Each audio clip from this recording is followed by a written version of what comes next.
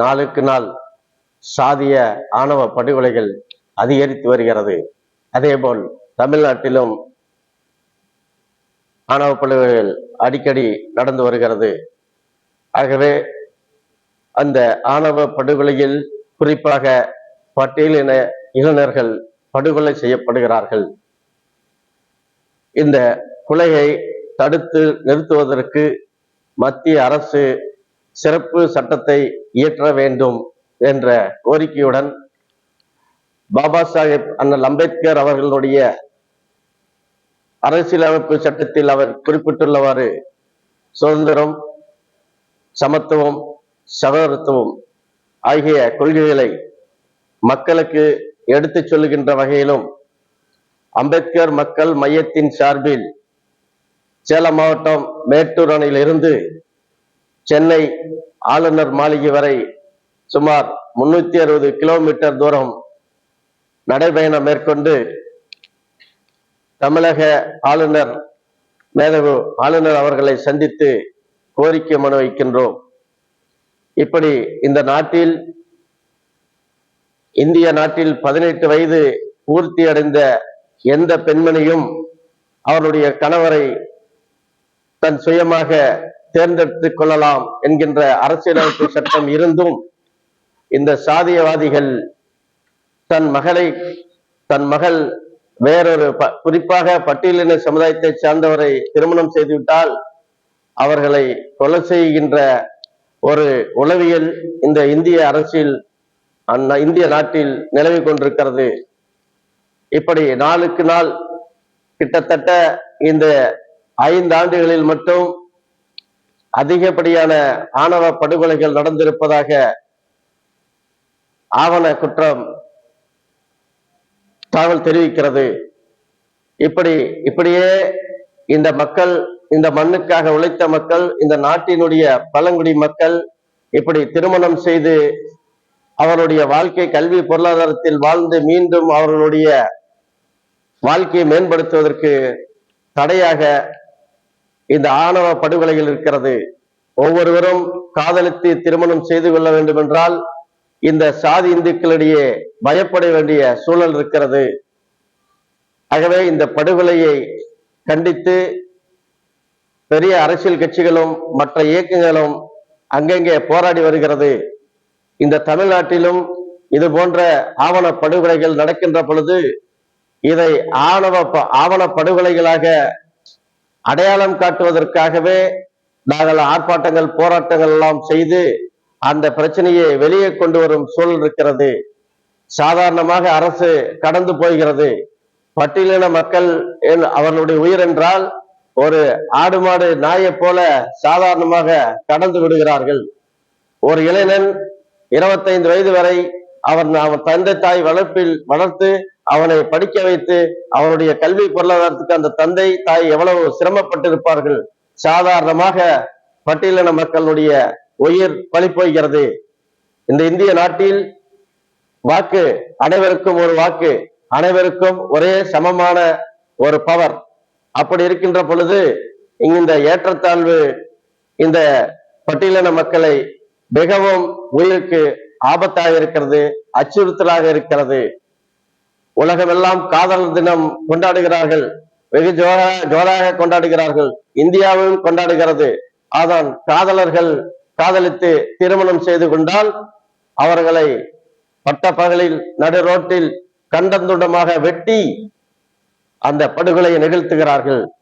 இது போன்ற உளவியல் இந்திய நாட்டில் இந்த இந்திய மக்களிடம் இருந்து கொண்டிருக்கிறது. இதை அரசாங்கம் வேடிக்கை பார்த்து கொண்டிருக்கிறது. அதை அரசாங்கமும் அரசியல்வாதிகளும் ஊக்குவிக்கிறார்கள். ஆகவே இந்த பட்டியலின மக்களுக்கு எதிரான கொலைகளை தடுப்பதற்கு அந்த மக்களுக்கு அவர்களுடைய சிந்தனையில் சாதி என்கின்ற ஒரு உளவியல் நீண்டு கொண்டே போகிறது. அதைதான் அம்பேத்கர் மக்கள் மையம் கடுமையாக எதிர்க்கிறது. இந்த நடைபயணத்தின் மூலம் இந்த ஆணவ படுகொலைகளை தடுக்கின்ற விதமாக மத்திய அரசு சட்டம் கொண்டு வர வேண்டும். நம்ம தமிழக அரசு ஏற்கனவே இந்த சட்டம் கொண்டு வருவதற்கு ஒரு ஆணையம் அமைத்திருக்கிறது. அந்த ஆணையத்தை நாங்கள் பட்டியலின சமுதாயத்தினுடைய பிரதிநிதிகளாக அதை நாங்கள் நம்பவில்லை. காலங்காலமாக பட்டியலின மக்களுடைய வாக்குகளை பறித்து ஆட்சி அதிகாரத்தில் அமர்வதற்காக அதற்காக செய்திருக்கிற ஆணையமாக நாங்கள் கருதுகிறோம். ஆகவே மத்திய அரசு தலையிட வேண்டும். தலையிட்டு சிறப்பு சட்டத்தை கொண்டு வந்து இந்தியா முழுக்க இருக்கின்ற பட்டியலின மக்களுடைய இளைஞர்களினுடைய வாழ்வாதாரத்தையும் அவர்களுடைய உயிருக்கு உத்தரவாதத்தையும் உறுதிப்படுத்த வேண்டும். சார், வன்கொடுமைக்கு எதிரான ஒரு சிறப்பு சட்டத்தை தமிழ்நாடு சட்டசபையே கொண்டு வர முடியும், தமிழக முதலமைச்சர் செய்ய முடியும். அவரை வலியுறுத்தாம மத்திய அரசு கிட்ட எதுக்கு போறீங்க? ஏன்னா இவர் செய்யணும்னு நினைச்சா உடனே செஞ்சிட முடியுங்க. இந்த தமிழ்நாடு அரசு தமிழ்நாடு அரசு இப்ப இருக்கிற அரசு மட்டும் இல்ல, எல்லா அரசுமே இந்த திராவிட கட்சிகள் என்னன்னா இந்த சட்டத்தை இயற்ற மாட்டாங்க. அவங்க இயற்ற மாதிரி சட்டசபையில அறிவிப்பாங்க. அது அந்த ஆணையம் போடுவாங்க. அந்த ஆணையம் நீர்த்து போயிடும். அதுக்கு பிறகு சட்டம் வரதுக்கான வாய்ப்புகள் இல்லை. வன்கொடுமை தடுப்பு சட்ட புகார்களை டிஎஸ்பி லெவல்ல இருக்க அதிகாரிகள் தான் விசாரிக்கணும் அப்படின்ற விதியை தளர்த்தி இன்ஸ்பெக்டர் சப் இன்ஸ்பெக்டர் லெவல்ல விசாரிக்கலான்னு திராவிட ஆட்சி கொண்டு வந்திருக்காங்க. இது ஒரு கடுமையான எதிர்ப்பு உங்க யார்ட்டையும் இருந்து இல்லையே? இல்ல, வன்கொடுமை தடுப்பு சட்டம் என்பது அது ஒரு மனிதனை ஒரு கொலை செய்து விட்டால் அதுவும் 302 செக்ஷன். வன்கொடுமை தடுப்பு சட்டம் என்பது கூடுதலா ஒரு செக்ஷன் போடுவாங்களே தவிர அவ்வளவுதான் செய்வாங்க. அதனால அதனால எந்த ஒரு இதுவரைக்கும் நடந்துக்கிற கொடுமையில எல்லா வழக்குகளும் அவங்களுக்கு சிறை தண்டனையோ கிடைக்கிறது கிடையாது. சாதாரண ஒரு 100 வழக்கு எடுத்துட்டீங்களா அதுல 10-15 கூட அவங்களுக்கு தண்டனை ஆவறதில்லை. அதனால எந்த அதிகாரிகள் விசாரித்தாலும் அந்த அதிகாரிகளுடைய வன்கொடுமை நடந்து விட்டால் உடனே அதிகாரிகளுக்கு அரசியல்வாதிகளிடமிருந்து ஆதிக்க சக்திகளிடமிருந்து இந்த வழக்கை மூடி மடிக்க வேண்டும் என்பதற்கான தகவலை தெரிவிக்கப்பட்டுவிடும்.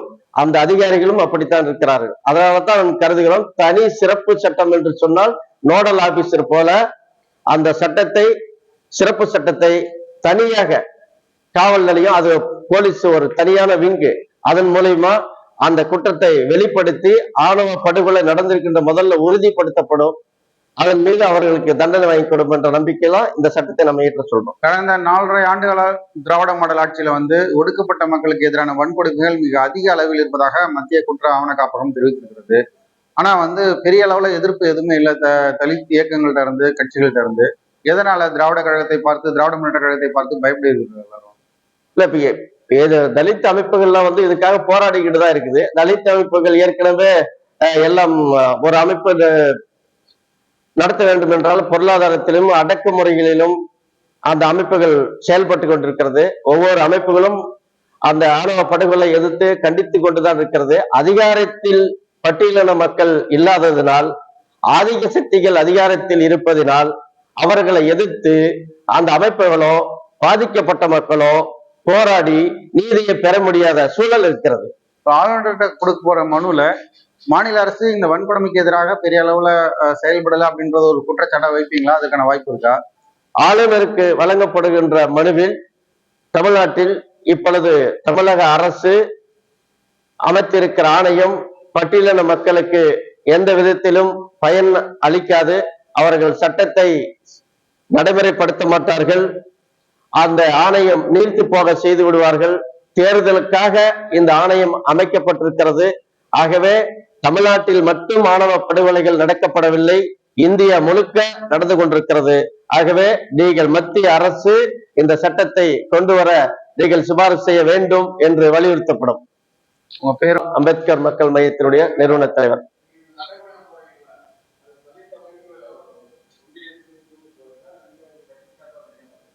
இல்ல, நடைபயணத்தின் மீது மற்ற தலித் அமைப்புகள் ஜனநாயக சக்திகளை இணைத்து அந்த நடைப்பயணம் தொடக்கி வைக்கப்படும்.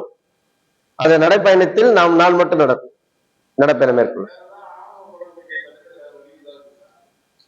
அது ஆதிக்க சக்தியினுடைய மனநிலை மாற வேண்டும். சட்டம் ஒரு பாதுகாப்பாக இருக்கும். சட்டத்தை இந்த சட்டத்தில் இவ்வளவு தண்டனை கிடைக்கும், இந்த வழக்கில் போனால் சிறையில் போனால் பிணை கிடைக்காது, 6 மாதம் கழித்து பிணை கிடைக்கும் அப்படின்ற ஒரு பயம் வந்து விட்டால் இது போன்ற குற்றங்கள் தடுக்கிறதுக்கு குறையறதுக்கு வாய்ப்பு இருக்கிறது.